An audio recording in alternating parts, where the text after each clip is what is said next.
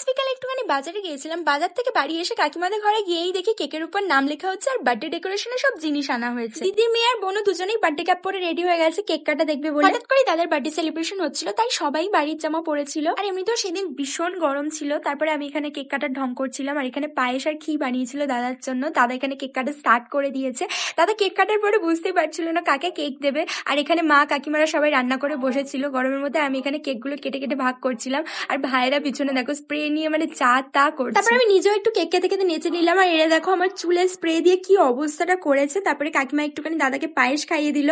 তারপরে সব কেক মাখামাখি স্টার্ট করে দিয়েছে। আমি আমার ভাইয়ের বুকে হাড় রেখে দিয়েছি, তাই ও আমার গায়েও আঁকবে। দেখো আমার চুলে কি অবস্থাটা করলো। আমরা তো পুরো কেক মেখে ভূত হয়ে গেছিলাম, আর ভাইকে আমি আর দাদা মিলে মাখিয়েছিলাম। তারপরে আমি এখানে একটুখানি ক্ষীর টেস্ট করছিলাম, আর বাচ্চারা তো পুরো গরমে ক্লান্ত হয়ে ঘুমিয়ে পড়েছিল। আর দিদি আর দাদা মিলে ভাইয়ের গায়ে কেক দিয়ে ওর গার্লফ্রেন্ডের নামের ফার্স্ট লেটার লিখে দিয়েছিল। সবকিছু শেষ করে আমরা খেতে চলে গেছিলাম। আজকের মেনুতে ছিল বাড়িতে বানানো বিরিয়ানি আর চিকেন চপ, এর সাথে ছিল